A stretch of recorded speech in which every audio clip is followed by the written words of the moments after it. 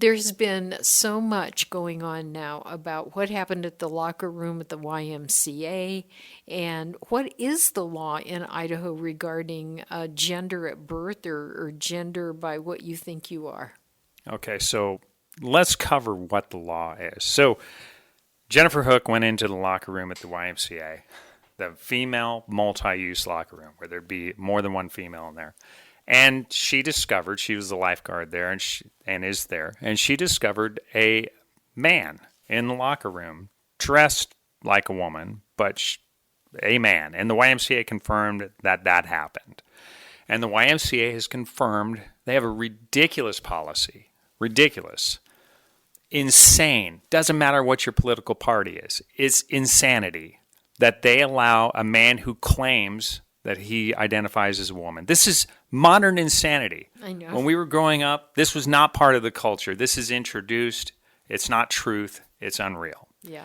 And it's offensive. It's offensive to women. It's offensive to girls. I have 5 daughters. I have a wife. I do not want them to see a man in their locker room. Women feel unsafe. They feel violated if there is a male in their locker room. Absolutely. And we should protect them from having that experience. Now, what does state laws say? We have 2 criminal laws that work in this area but don't exactly cover the subject. And one of them is what we would commonly refer to as peeping Tom laws. You can't be looking in someone's house to see them exposed, undressed, etc. And that's a privacy trespassing law. It's a misdemeanor, and you can be prosecuted. And then we have indecent exposure laws.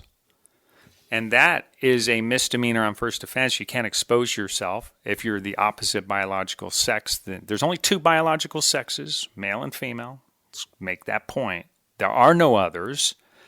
And we don't want the tyranny of the minority, people who think that they can be something else, to tyrannize everybody else, which is what happened at the YMCA. Yes. And the indecent exposure law is a misdemeanor on first offense and a felony if you commit a second offense within 5 years. This is how we've treated these types of subjects.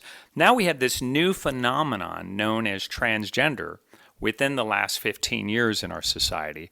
We need a new criminal law because if you read the indecent exposure law, and if you read the peeping Tom law, it doesn't exactly fit.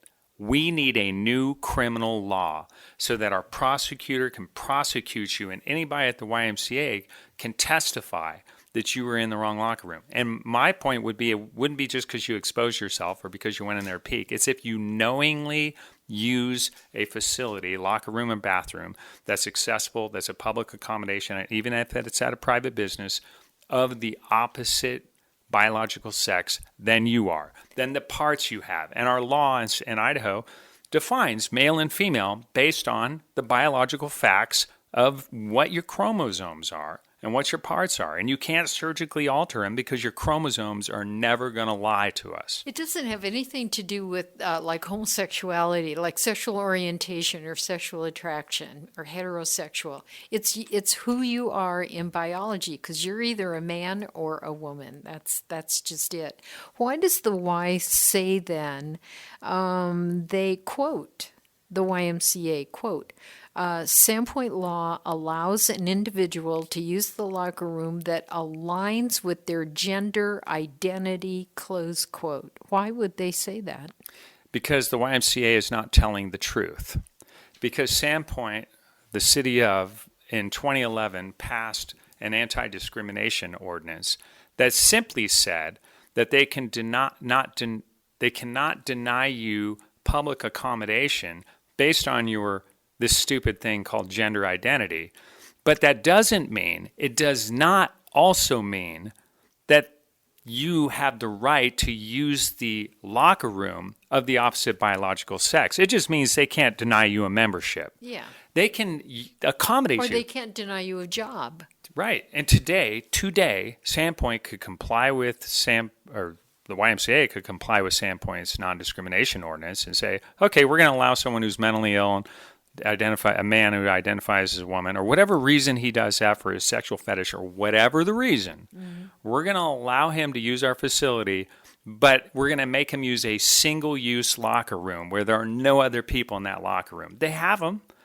That's what they should do. And then they're still in compliance with Sandpoint law. Sandpoint law ordinance does not say that that man has a right to go into a multi-use locker room with a bunch of You females. just said that man. I don't care what he thinks he is or what he thinks he needs. He's a man, so he can use the men's bathroom, the men's locker room. And if he's uncomfortable... Why isn't that just it?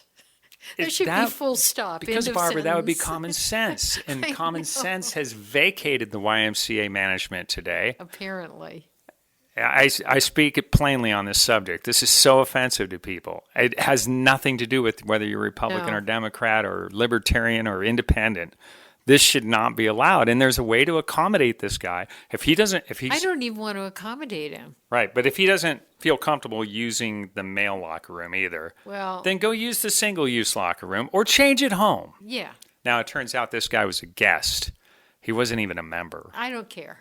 I know, but the point is like, we're not doing this. Exactly. And the YMCA is being gutless, and I mean gutless to a lot. And they're, I think it's because their organization is Washington, and so they're getting a lot of pressure from. they can make a local decision. This is offensive to this community. It's offensive even to the people, no matter which side of the political spectrum you are here in Go Sandpoint. ahead, This make is a good offensive. decision and let Washington do what they want to. Let me emphasize to the YMCA, Yeah. women feel violated. They're emotionally traumatized when these things happen. Do you care about those women? You should.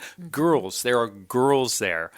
Now, the things we do have in state law is at the public schools, you can't use the bathroom of the opposite biological sex. I supported that bill in 2023. So schools are safe. Correctional facilities are safe, and colleges and universities are safe. The YMCA is doing then. They're going to claim, well, we're a private business. Yeah. Well, you know what? You can't commit obscene things even in a private business. Why is it always some guy who wants to get into the women's locker room? Is the reverse ever happening where it's a woman over here, she thinks she's a man and she wants to go into the men's locker room? I don't know. I don't even want to answer that question. But it just always seems to be some guy Right. Now, that wants to right, offend. guys wanted to get into women's sports. We were the first state to pass the Fairness Women's Sports Act. By the way, if Yes. you're at the YMCA, I'm so proud of that.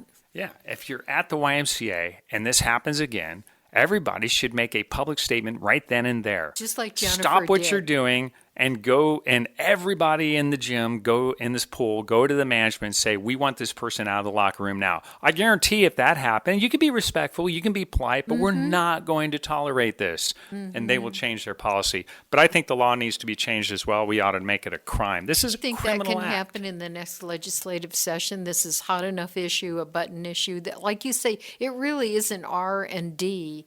It's everyone should be on board with this. I'm drafting the legislation right now for someone to carry in the next session. So Yes. All right.